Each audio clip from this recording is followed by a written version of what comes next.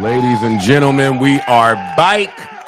Welcome to Conversation Lovers Only. I'm your host, Joe Budden. And our very special guest is here. The man, the legend. Make some fucking noise out there. Killer Mike is here with us today, man. Mike, are you there? I'm going to keep the applause going, Mike. All you got to do is press the unmute button. Let me get a little music bed going. Our very Joe, special I'm here, guest. brother. What's going on? What's going on, brother? There we go. Let me stop the music. Mike, welcome, man. Man, love. I appreciate you, brother. Thank you. No, thank you. Thank you for taking the time. As you know, I'm a huge fan. Thank you, I love you. Love you back, Black. I want to start with congratulations on everything.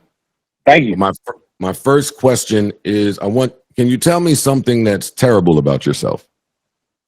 No, I can't. Why would I do that? I'm God in the flesh.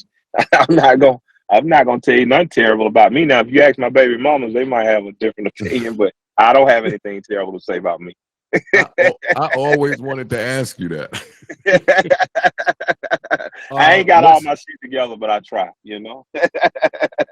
Listen, man, tell me about the project. Let's start with the project. New album, Michael. Yep. New album, Michael. I've been blessed to have a 20-year career in rap. I've been blessed with a lot of peaks and a lot of valleys, and I've learned from the valleys, and I've qualified to speak on the peaks. So I'm happy. But I took 2.5 years during COVID to craft my greatest work, and undeniably the greatest rap album y'all gonna hear this year, potentially the greatest album, because it is just written from the perspective of a Southern working class Black kid at 9 years old who imagined himself as being a badass MC. And he created that character, Killer Mike. Killer Mike went on to dominate on features, be one half of one of the greatest rap groups in the world. And then he sat down after he got everything he'd ever wanted and realized that, man, the devil rests in comfort, and he had to push himself. And I pushed myself on Michael to, if the Uncanny X-Men equate to Run the Jewels, then this is my Logan story, my origin story. And I dare anybody to sit an hour and listen to it and not feel something, Holy shit. Yeah, that might have been the best description of a project that I've ever heard. Just the truth, man. Mike, so you are calling it undeniable. Undeniable. One of the greatest. It's one of the greatest rap albums ever made. Yeah, it's undeniable. It's unshakable. Undeniable. I don't have no humility to offer. I don't have no pitch to give you. I don't have no humility to offer. You're going to all you're going to be able to say after you hearing this record is, "Goddamn, I felt something, and Kendrick was right." That's it. That's it. I'm not bullshit, because I'm talking to an MC that's not a bullshitter. So, this ain't just put your rap jacket on and get them to be interested. This is, after 55 minutes of listening, you gonna feel it. You gonna cry. You gonna laugh. You gonna feel the highs. You gonna feel the lows. You gonna have a whole spiritual human experience. And I did that on purpose. I set out because, again, the comfort, the devil rests in comfort. I'm a millionaire. I'm a part of a hell of a group. We tour like a rock band. We're respected in rap circles. I've gotten everything I ever wanted. And that comfort is where the devil lies. That's where the devil will whisper, "You've done enough. You've had enough. You don't have to challenge yourself." And, man, I just felt differently. I felt like I needed to challenge myself. I needed to get next to No ID to better learn how to make records. I needed to get by myself and away from my rap partner, so I couldn't use his awesome production and rhymes as a crutch. And I had to say, okay, now you got to figure it out yourself. How do you make a Michael album?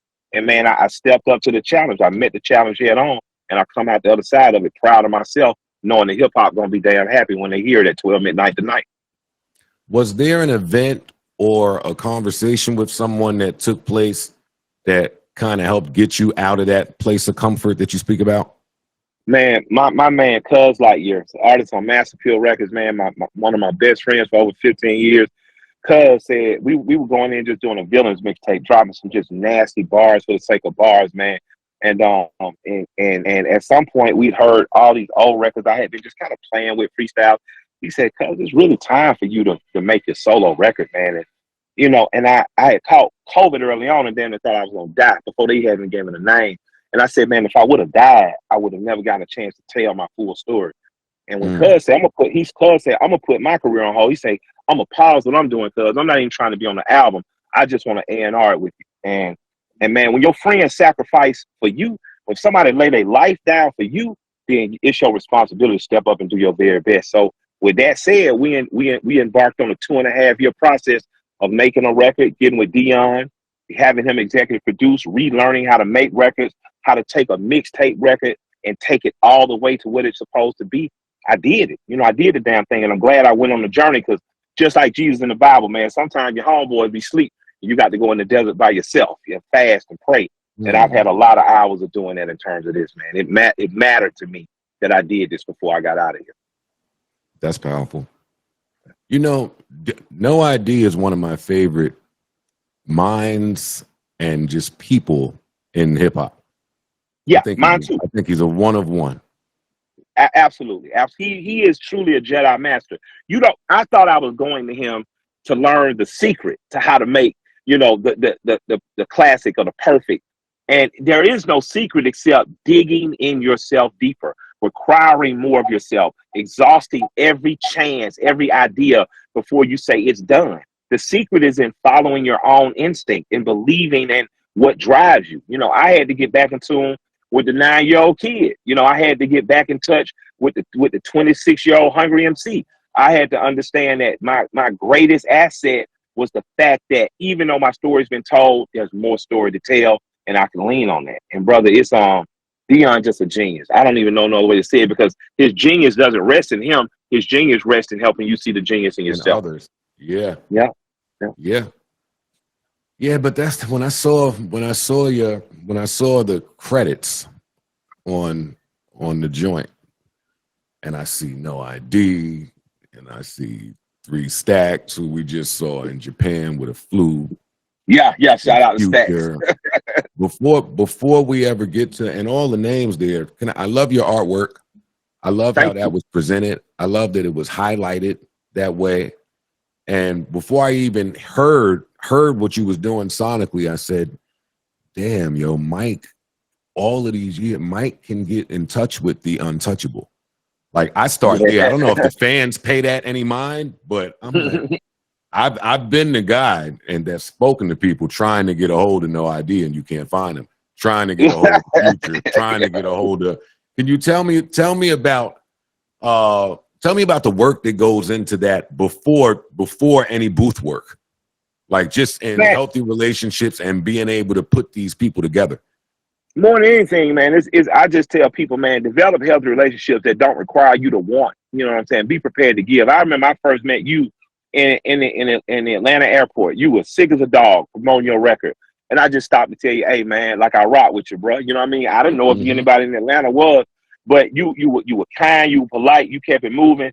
So my introduction to you didn't have a want or a need attached. It really was just a show of respect. And we've always done that. And I think most of my relationships have happened that way. I couldn't afford, the premium price that most of the people who charge to be on this album would have charged. So, whether it was a friends and family rate, whether it was a swap out or one-off favors, it happened because I've spent 20 years as a man of good character and integrity. It didn't happen because of a budget and the labels relationship. It happened because I've been in the peaks and valleys and people have witnessed and seen it. So there was grace and kindness and empathy there, man. And I just appreciate it. I've asked Stacks to get on a record for a decade.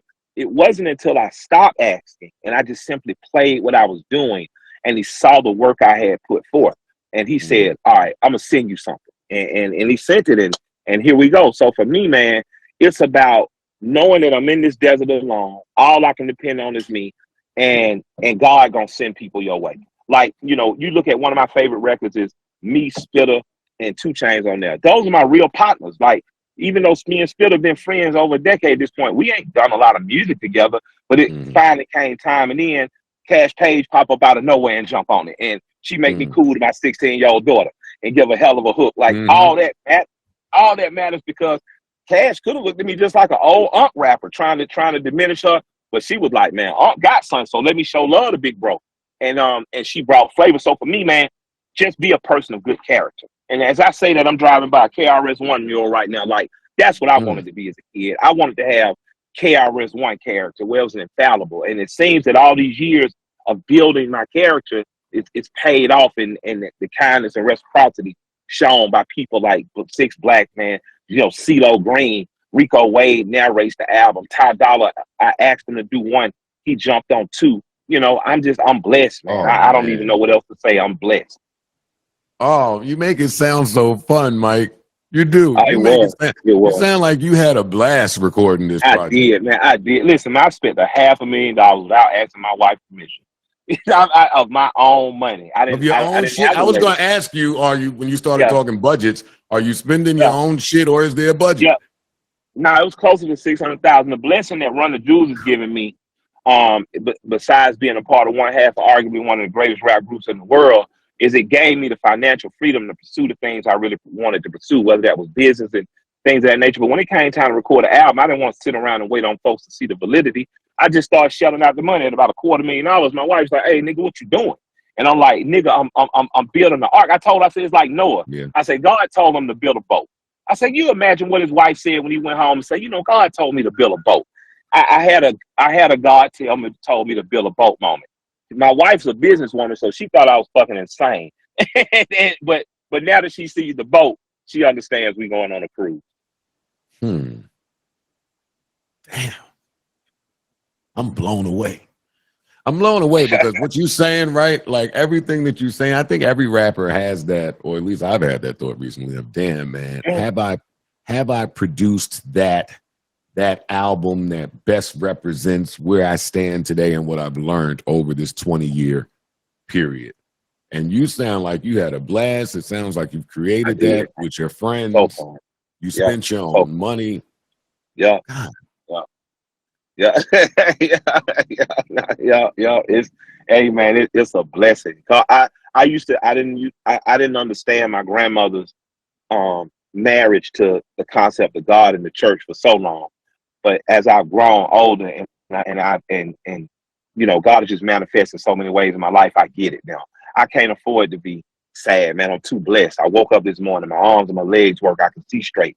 My children are taken care of. The people I love are good. Like, it's too much to be up about to try to be down, and that's the space I'm moving from. That's it. Yeah. Speaking of that, like when you spoke about some of the downs, what can you help explain what that may look like to the person that's just watching? You're an underground MC, man. You get it. Like, we wanted to be MCs, right? But yes, you don't understand the music industry doesn't value MCs. They value charts. They value songs. They value artists that they can burn through and burn out. That's not the same as, man, I wanted KRS-One to tell me I was dope. I wanted Chuck D. I wanted Ice Cube. Getting the opportunity to be complimented by these folks that meant the world to me. I wanted to prove that with a group like Run the Jewels, we could go out and dominate the world. And all that happened. Everything I ever wanted and wished for happened, but it happened nothing like I imagined. It happened through trial, through error, through failure, through turmoil, and it makes you a dog. I refuse to give up. I refuse. I know I'm dope. I know I'm doper than these suckers, than these chumps, than these lames. Like, there's no way I'm gonna sit around and let these lames win the game and I not go for a championship. I got a ring waiting for me. I got a trophy at the end of this race. So it's a marathon. And I have to remember that. And I remind myself of that. Like, man, God ain't gave me too much gray hair. You know what I'm saying? I didn't manage to keep my hair out of my eyebrow. So it's like I look good enough. You know what I'm saying? I feel good enough and I rhyme good enough. So I'm not stopping it. And I gotta, after this record, man, I want people to say, hey, after 55 minutes, I felt something. And I want them to say Kendrick was right. He was exactly right. I've been slept on, but I bet you a lot of motherfuckers gonna be woke. And I ain't talking about Fox News and CNN woke after this album. After midnight tonight, motherfuckers don't understand. That's it. Man, do you feel like, listen, my audience knows I break rappers up into like tiers, and I guess my top tier is like this alien God level MC tier. Yeah. Which which I personally have you on. I don't. So when you speak about being slept on, right? Yes. Like when I listened to Scientists, I said, I'm talking about the MC in me was like, yes, man, these niggas are from another planet. All of them. Yeah. Everybody in the studio is from another fucking world, and holy shit. So, like, do you feel like enough people? Where do you feel like public perception is of Killer Mike and where he stands as an MC? I feel like people beginning to know and understand, but again, the devil is in comfort. You know, if I was on everybody's top 5 MC list, then I might get too comfortable. So I don't want to get comfortable. You know what I mean? Like I got guys like you, guys like Jadakiss, guys like Styles, guys like MJG, guys like Bun B, guys who get conveniently unthought of. And I'm like, nah, sometimes you got to show up, smack the shit out of somebody, sit back down to show them you're going to think of me. And lyrically, that's what I'm about. But beyond that, I wanted people to see the human being. You know, what drives the human being? What does pain do when your mother's taken away? What does empathy for addicts do on something for junkies? What does stepping up in the spotlight and really showing out have to do? You know, what are you doing when you on a track with Dre? I'm not playing. I'm not showing up just happy to be here. I'm showing up to take something. You know, so for me, man, I live this. This pugilistic poetry that we practice called rap, man. It's my greatest pleasure and treasure in life. You know, I had one of my children's mother, who I love to death. She said, you know, I know you love us. I know you love your children. She said, but Michael, you don't love anything like you love music. And she said, and we know and understand that. And that was a heavy thing to hear, but man, she's not lying. I get so much joy out of MCing. I get so much, you know, fulfillment out of it. You know, like Drake said, I want to be 80 when I get my second win, man. I'm in this to the end, to the end. I think that's so powerful when the people around us understand that, what she explained to you about just loving Shout out to music Muffy. And music being the pulse. That's shouts out to Muffy. Real talk. And she's from Buffalo, so she's a Griselda fan. She's so happy Buffalo home, and I love it. So you know, shouts out to Griselda. A lot of people are happy about that, man. They waited long enough. They did. They deserve it, man. They really did. Oh man, I'm listening to you. When we were doing Slaughterhouse sessions, and we would be thinking about just rappers to feature, and your name came up. It was always a long pause. Like, do y'all want to invite that? Y'all want to invite that headache over here? Hey man, y'all. Let me tell you something, man. Y'all, thank y'all for giving the underground hope, like what M and what you guys did and are continuing to do. And I just admire it. Because you know, the rap is a working class man's luxury, and I that's one thing I liked about the Dipset versus Locks versus when Jada stood up in that moment, like, hey, this is still about MCing. It was a riveting moment for me, because everybody on the stage I love and respect, but Jada showed you and reminded you that that you never gonna forget that the crux of this is MCing. And man, that's what I want to tell young rappers out there. You don't have to follow what's hot now. You follow your heart and make people see your heart. You know what I mean? That doesn't mean you can't be influenced by it. Doesn't mean you can't. I've jumped on everything from Crunk records to records with Robert Glasper. You know what I mean? But I had to give people my heart in Michael before I got out of here. And that's what I'm challenging other people to do. Do you have a favorite song on the project? I play the project as one song. I put it on and I play it through, and I challenge others to do that, because you know what? It's just the truth. You know, everything is planned to be as it is. Every song has a beginning. It has a climax. It has an ending. The songs lead into the other records. You know, young people today haven't heard as many albums as we heard. We would get albums. We would get Tribe and Outkast and Kane all in the same year sometimes. I want people to return for my record, for Michael, to the album experience. Put it in when you got 50 minutes, when you at the crib, you just smoking or chilling or sipping some wine. Put it in and let 55 minutes pass. So when you're on a drive, you drive from New York to New Jersey, you got a 50-minute drive to kill, because I want you to experience an audio movie. What's crazy is I sent it to Jay earlier. Just he's He's been a tremendous friend and confidant. I was just like, what you think? And he sent me back the hugest compliment. He said, I love it, all exclamation points. But he said, I felt like I went to my cousin's house and watched the movie. And you know, you go to your cousin's house, you get to watch movies your mama not gonna let you watch. You get to watch Fresh, you get to watch Porky's, you know, you get to watch some stuff that's gonna put your little header. So you go home to the homies, you're gonna be like, man, you gonna believe my auntie let me. And that's this album. It is an audio experience, but that is visual. If you close your eyes, you're gonna see the characters come to life, you're gonna identify with it, you're gonna get it. And I want people to get it as an experience. So every record means something. So the entire album means something. So different days for different songs. But I encourage people when they get it tonight, play it all the way through. And at the end, you're going to feel something. Okay. Do you have a favorite recording session from this project? Favorite recording session? I cried like a baby. So thanks for bringing that up, Joe. Motherless. I thought I was finished the album. I had records like Something for Junkies, Shed Tears. I had really touched places, you know, emotionally that other people hadn't touched. You know, and No ID said, man, what are you really afraid of? And I'm like, nah, I already faced my greatest fear. My grandmother and my mother, they gone. And he said, well, that's what we gonna rap about. I said, no, we not. I said, Ghostface already did Mother's Child. He said, nah, that's what we gonna do. So he puts the beat on in the studio. I said, well, I don't like the beat. He redoes the beat right there. Erica Allen Kane is in there. Hannibal Burrs has brought her in. And I go in the booth and I say for the first time, my mama dead, my grandmama dead. To keep it honest, I get depressed and be feeling scared. And tears just start flowing. I made it halfway through that song, crying like a baby.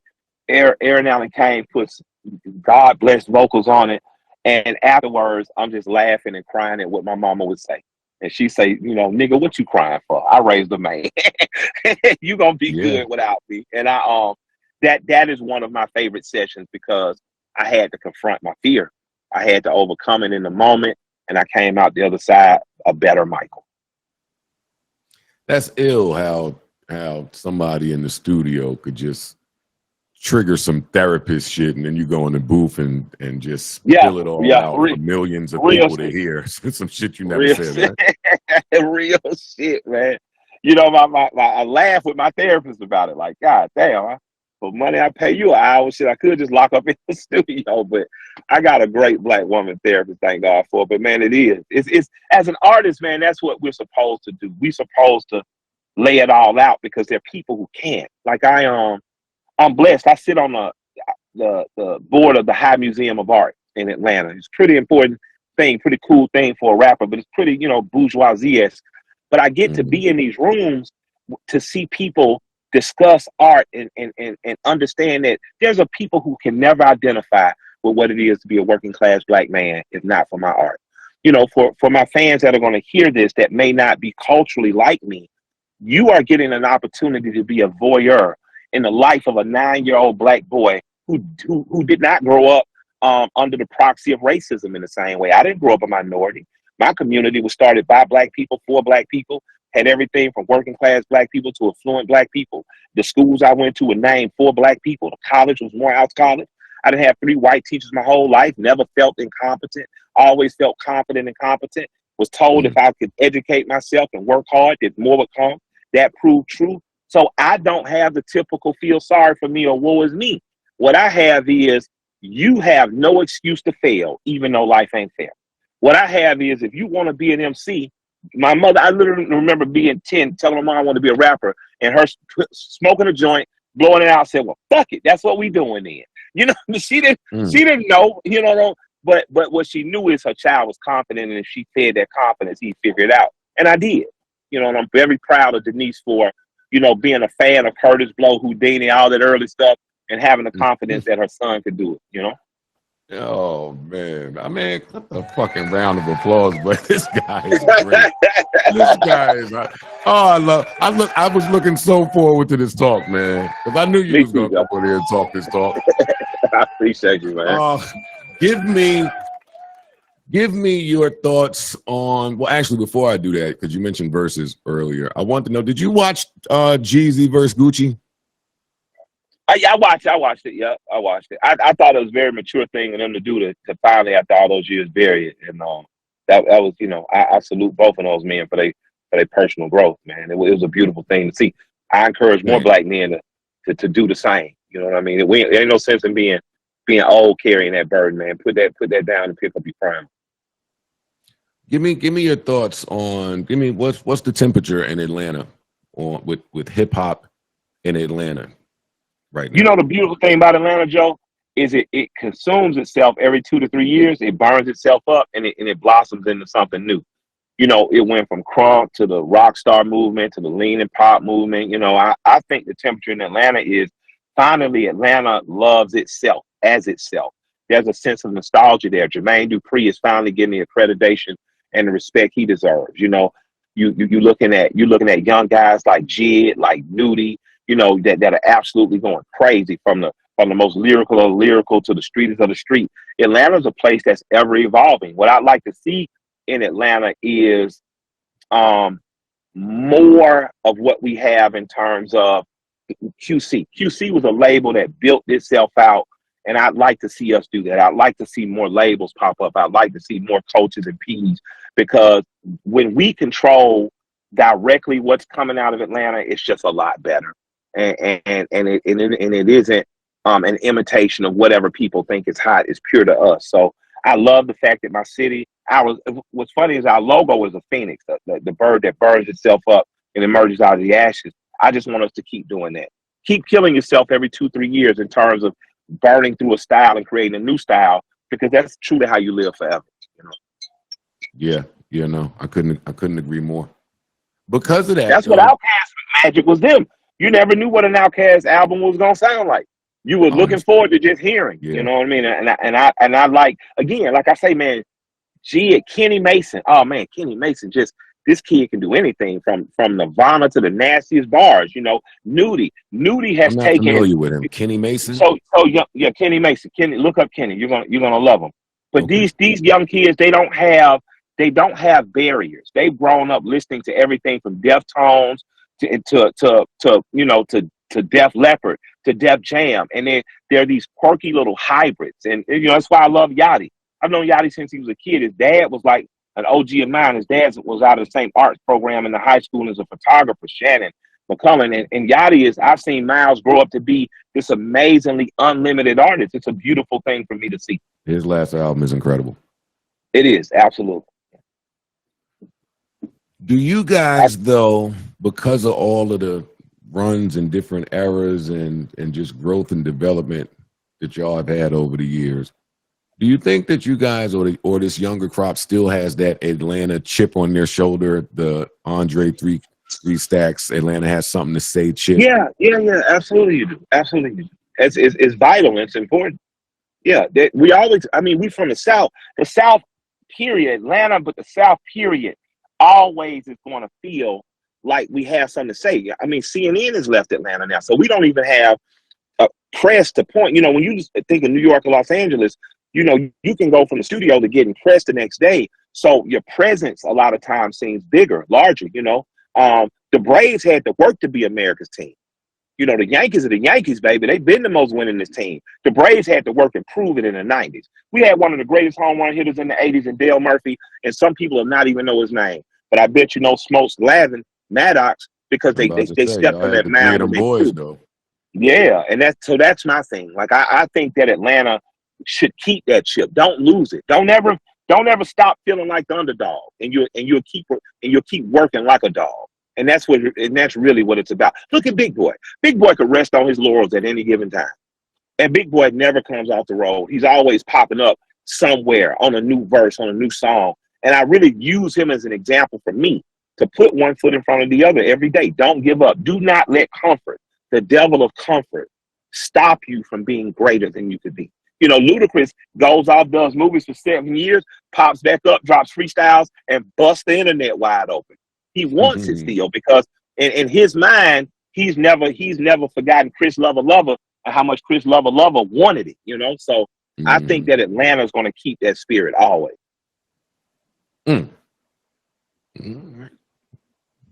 Got You cracked me with that one.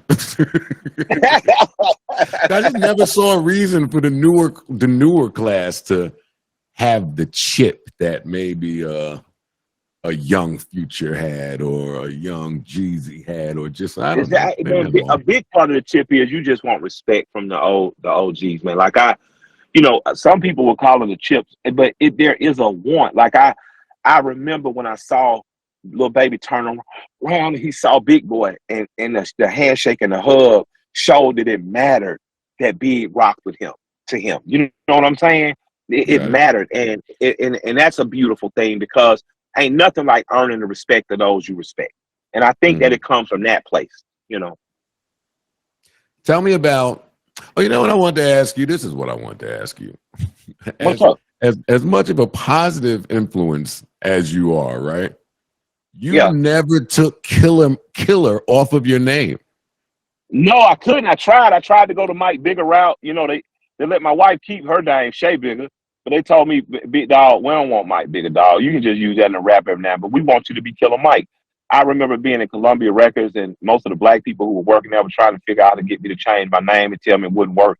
The same people walked up to me in the listening party a few days ago like, man, you told us. And I said, yeah, I did tell you. Niggas should have believed. So my goal is to kill a microphone every time I touch it, and I didn't name myself. I would have named me Handsome Fat Boy Son, but a guy named Double D, who was a famous DJ in our town, man, I went through a battle like 7, 8 kids and just ripped them. And he said, this kid's a killer. And I keep the name because I earned it. It's not one I went out seeking. It's just one I earned. So I'm Killer Mike till it's over. And it hasn't hindered anything.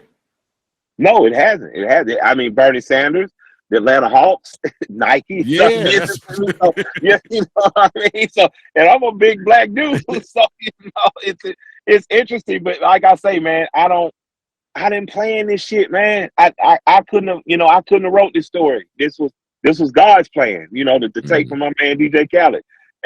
But I'm happy that I get to rock with the name I earned. I'm happy that people understand that Michael is the man behind the title.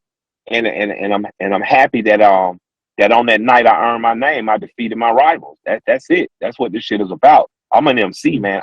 All I ever wanted to be was an MC. Everything else is extra. The money, the cars, the businesses, all that shit is after I got an adult and I realized, oh, you need to do these other things. But all I ever wanted to be was respect and MC. Yeah, you and me both. And this album sounds like you might take a break after this. It sounds like you done gave so much. Nah, ain't no break. I take a break when I die. What's up with Run the Jewels? Run the Jewels, man. We was in LA months ago, and L played something for me that was insane. I just hopped on it. I just like, I'm jumping on this shit. And to me, if he comes with 10 more of them, we can go in and do Run the Jewels 5 and immediately. My man is a producer, so he's going off. He's finding inspiration. He's enjoying life. Him and his 2 dogs and his wife. But time he calls me and says, "I got the beat pack. I am on a plane. I don't give a fuck where in the world I am. I'm on a plane and I'm headed to him." And that's just what it is. So, you know, what I want to see is Run the Jewels 5 and the Run the Jewels Blues Brothers movie. And, you know, I want to keep touring the world. We got a show coming up with Wu-Tang soon. We're going to do 4 cities and do each album on 4 different nights. We're going to do New York, Los Angeles, Chicago, and Atlanta. I'm looking forward to that. But Run the Jewels. Which album would New York get? All 4. We're gonna do 4 nights in New York. We're gonna do Run the Jewels 1, 2, 3, and 4. Each night is a different album. Oh, 4 nights in the town that you're doing. Yep. Holy shit. Oh my God. Yeah. Y'all always got some extra creative shit going on over there, man. That's fly. Man. That's fly. I appreciate that, bro. Thank you. Father's Day plans. Man, I'm in New York running around promoting and hoping, you know. And so I think I'm gonna get home Saturday or Sunday. And we'll see if my kids love their dad. if not, me and my wife will be in a strip club. You know what I mean? Know, one or the other. We're gonna be wholesome or wholesome, one or the other. Love it. Same. Juneteenth plans. Juneteenth plans, man. If invited out to celebrate, I will. If not, I just throw something on the grill with my man, DJ Swift, Outkast DJ, man. We got I got like 30,000 square foot of warehouse and rehearsal space and stuff. and we got cars and stuff down there. We sometimes we just keep it regular working class, throw some meat on the grill and chill, drink some beers and kick it with the homies, man. Well, they gonna drink beers. I'm gonna smoke kush. Everybody down there always got so much space. Yeah, man, you should buy something in Atlanta, man. You should buy something. We need more black dollars down there, man. We need the Joe Budden to have an address down there. Send your baby mama, your send somebody to work for you. But we need y'all, man. Come down and y'all done took enough black New Yorkers. I know Conyers and Gwinnett County is little New York. When you go out east of Conyers and north of Gwinnett, we got a lot of Northerners, and man, y'all well adjusted. I love the fact that I know when they from New York, because they'll have on a Yankees or a Mets hat, but they kid to have on a Braves cap. I'll be like, we winning them all slowly but surely. We're gonna take the kids. You know what I mean? I should have bought a property out there back when the word was, hey, you can get some shit in Atlanta for cheap. I don't think that's too true no more. Yeah, it ain't deadly cheap, but it's there's some good value out there. And if you ever really want to do it, man, I'll be glad to hook you up with my man Gerard, man, my brother. Gerard Sales Atlanta. If y'all on IG, check him out, man. But bro, a music fan. He's a Joe Budden fan, and he'd love to help you find something, whether it's a house or something that's industrial. You know, you might want to get a warehouse. You know, you might want to start podcasting out of Atlanta. You know, but I think every black person of means, athletes, rappers, you should set something in Atlanta up for yourself, as they expect black leadership, they expect black success, and it's nothing like being somewhere when you expect it to win. All right, you might have sold me, man. We'll talk off air about that. No problem, bro. I'd love to get you there. Love to get you there. All right, so Michael is in stores, in your phones, on DSPs. Yep. Remember in stores? Remember stores? Yeah. Man, I love so. Oh man, shout out to DBS Sounds on the South Side, Tobago, DBS Sounds, and Criminal Records in the city in Little 5 Points. So we still got a couple stores, man. But Tobago's a brother, man. He pushes the line. So yeah. But store kids, let me tell you something. Kids, there once was these amazing things called stores. And you go there and you listen to records and you'd argue and talk shit to other people who listen to records.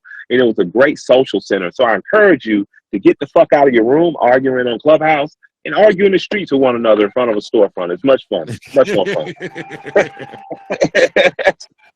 Mike, before we get out of here, I want to know, is there anything that you wished an interviewer would ask you, but they never do? Man, is there anything I wish the interviewer would ask me, but they never do? Oh, man, I don't know. I didn't got asked. I mean, you asked me what was terrible about me. I mean, you one of the best interviewers I've ever seen. That's real rap, no cap. But I wish interviewers. Let me see. I wish they asked me my favorite restaurant sometimes. You know, I see other fat guys get asked what they like to eat. You know what I'm saying? I'd never get asked that. So I like. We don't really look at you as fat no more. I know I've lost some weight and I'm tall. Thank God he made me 6'3", but I'll say, so this is a radio rep. If people want to take me out, I like steakhouses. I don't necessarily want to go grab sushi, because you look at me, I'm not a sushi guy, but I love a good steakhouse. So, you know, if I'm in Atlanta, take me to Bones or Chops. When I'm in New York, take me to Peter Luger's. When I'm out in LA, take me to Chief's Vodka, because I like mob movies and the food. That's it. So shouts out to the steakhouse. You said Peter Luger's in New York. All right. Yeah. I got to go back over there. I'll be at Catch Steak eating my shit. I got to check your spot out there. I like Peter Luger's. I'm gonna tell you, they got a decent steak. I prefer Bones down in Atlanta. No BS. But brother, the bacon that they do is some incredible. I've never had work like that before. They work that, man. I'm jealous. I'm jealous of y'all food out there. I am. I'm jealous of your food in Houston. Here's what I got for you. What you got? Soul food was a trick from the white people to kill us faster. Soul food was not a trick from the white people to kill us faster. You used to eat soul food, but you worked harder. You know, my grandfather was born in 1922. He told me about it. It's like, yeah, you ate. I'll never forget, we were arguing about Elijah Muhammad.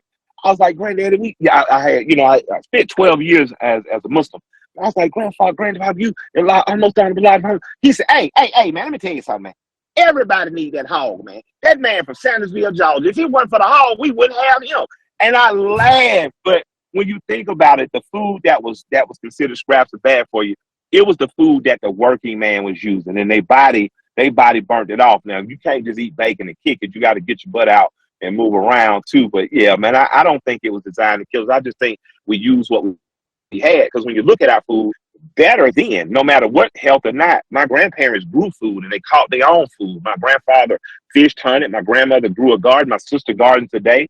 I still fish. I ain't been hunting in a long time, but I think that the closer you get to getting your food from the source, the better it is. So, for those of you guys out there who can afford to have enough backyard to grow something. For guys who have never went fishing or hunting, go fishing. Have your homies take you hunting. And I think that that's the better food for you. Shout out to Joe Rogan, who sent me some elk meat one time. You know what I mean? It was great game meat, but Joe's healthy as a horse. Joe ain't eating nothing but, protein and green things. He ain't eating nothing coming over a counter. So, I think that that's really the secret. Let's get back to kicking some food out of our backyard or killing and slaughtering our food ourselves. This guy telling us what the $100 million a year people are eating. No, I mean, Rob O'Neill. No, I'm joking. Because Rob O'Neill, who I interviewed, who's the guy who took Bin Laden now, he sent me some elk meat as well, and he started telling me about hunting and all of that out there. And I've never been, but he's going to take me with him. So you got to go.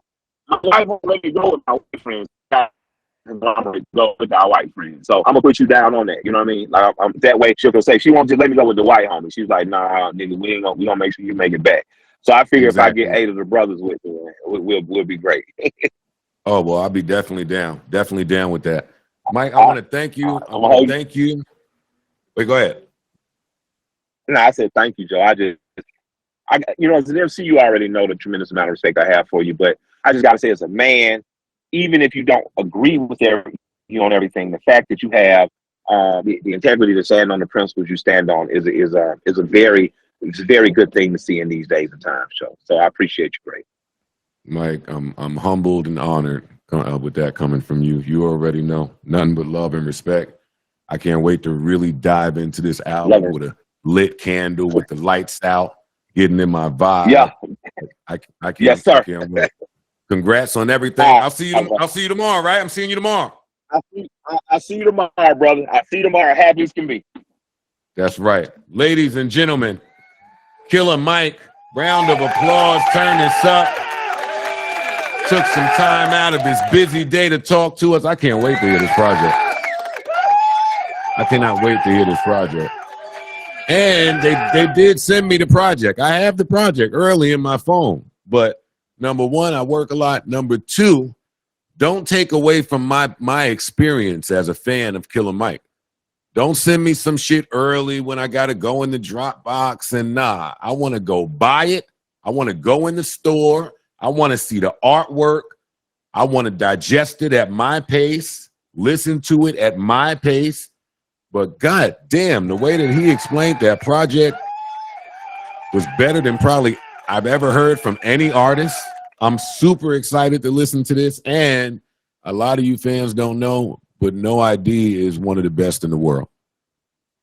If No ID is producing, if No ID is involved, if he's speaking to you in any way while you are in recording mode, that story that Mike told about digging deep and saying what he said on that session of his, that's his favorite, that's what No ID brings out of you. He does. Shout out to him. I cannot wait to listen to this project.